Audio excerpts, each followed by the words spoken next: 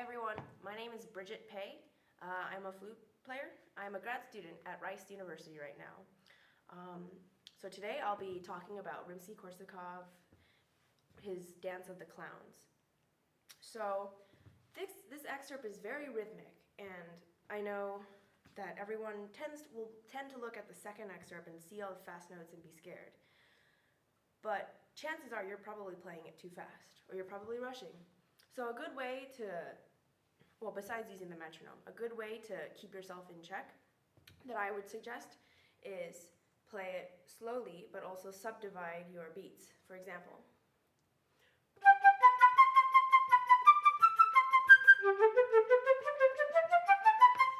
and you can apply that later too.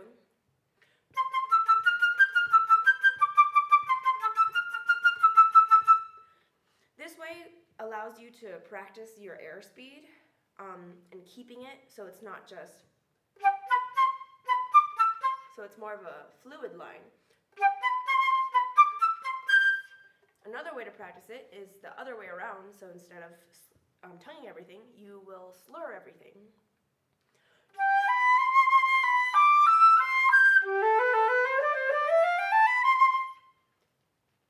Let's talk about the scales in the second excerpt though, the gnarlier, faster ones. So one way to practice it, a great way to practice anything fast, change the articulation.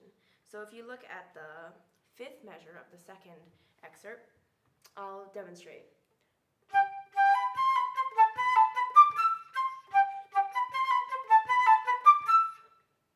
You've noticed that I am now slurring to and tonguing to. This is very, very commonly used. You'll find it in the Tafanel-Gobert exercises if you do that with your teachers. I'll try it another way.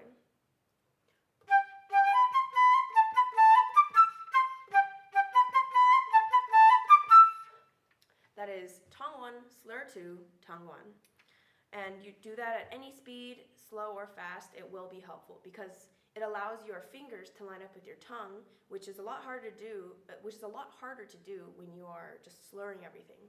So the tongue coordination really ensures that your fingers are at the right place at the right time. Let's talk about the accents. So there's accents in both excerpts. You don't want to hit accents too hard.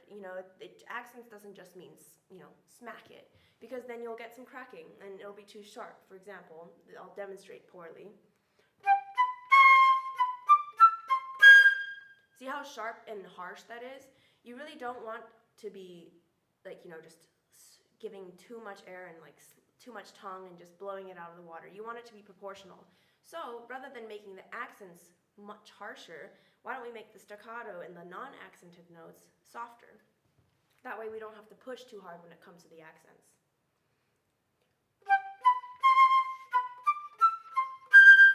That's another good way to practice it, is playing everything but the accents pianissimo. Not that you will do that in the audition, but it allows you to have more control over your dynamic range. So I'll play the beginning of the second excerpt to demonstrate that again.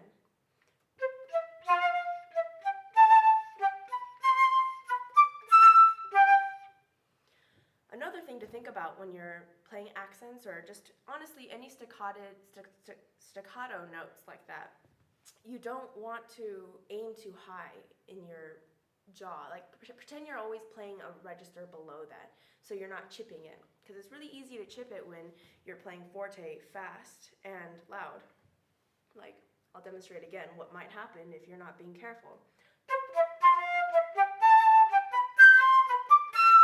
See how I'm hitting the higher partials of every note? So you really want to pretend like you're hitting, pretend the C, the middle register C, pretend that's a low, you don't even need to think about an octave lower, but just pretend every note is a little lower than you're expecting it to be. That way when you hit it, it is it's very core centered, because when you hit it when it's too low, you are less likely to crack than if you hit it too high.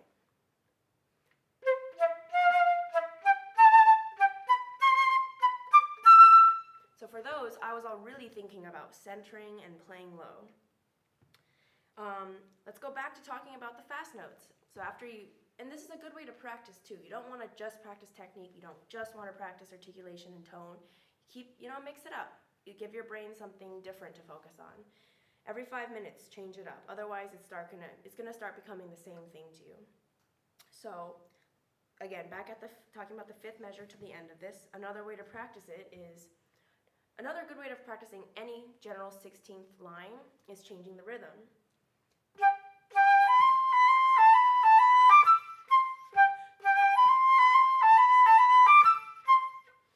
Right? And then swing it the other way.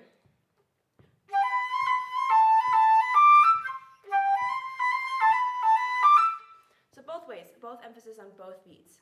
And another good way to practice it, this might be kind of hard to conceptualize, so just try to imitate what I'm doing.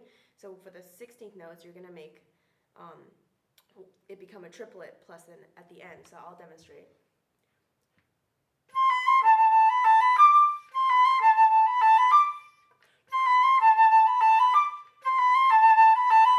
And then flip it around.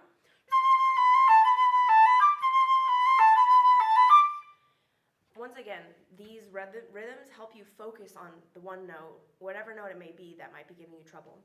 And so when you isolate it like that, your fingers are like, the motions are just more, concrete in your mind, rather than just smearing through.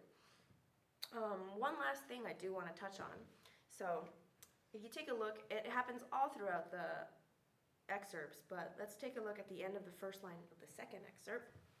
So you see how the slur is going to the E?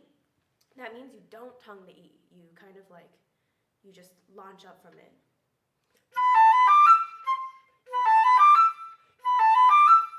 So think about lifting off the E. You don't want to clip it, don't do this. See that hard clip? You want to give almost as if the 16ths are launching into the air and then you land when you're on the C. Again, and also another thing you want to avoid, you don't want to tongue the E. So I'll play it so you know what it sounds like. So don't do this. You don't want that. You want...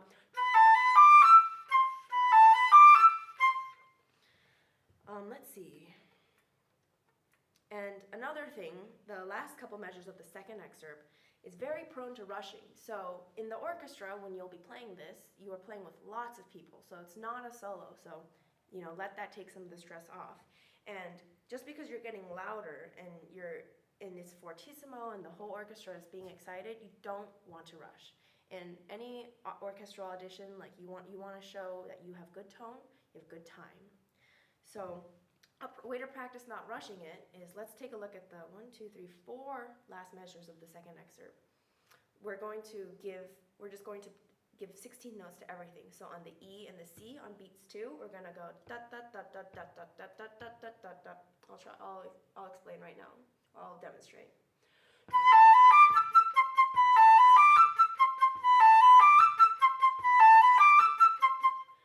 And another plus if you're making sure that you slur into the E and not tongue it. I think I might have tongued it the first time, but as long as you don't do that, you're all set. And I think that kind of covers it. It's not too complicated of it.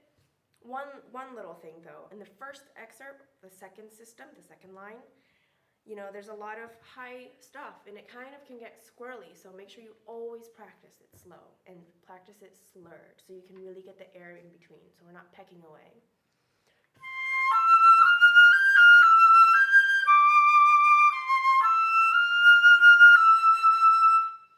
For any fast excerpt, you want to play it super slow, almost as if it's like a lyrical, harmonic, a tone exercise. And to tail end that, I'll be demonstrating 3 tempos that you should practice at. So we're going to practice half speed right now. So it's written at quarter note equals 120 to 132. So I'm going to set my metronome to 60 right now and play through it.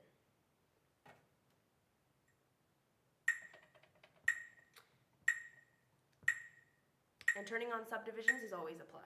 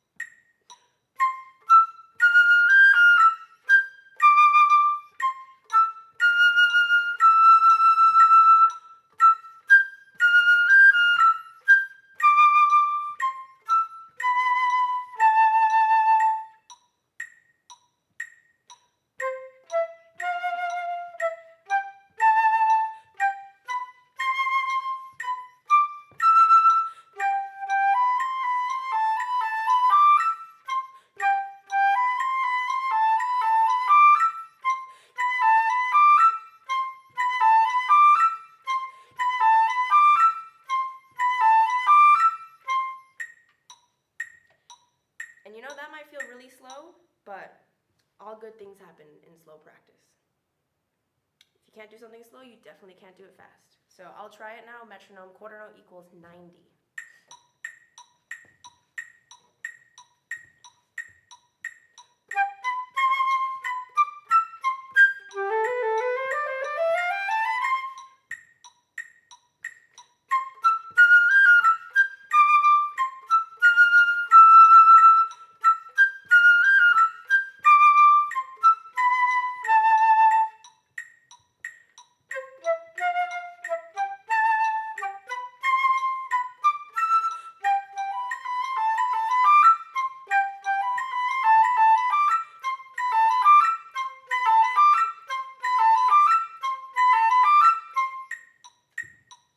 And now I'll bump it up to the written tempo of 120.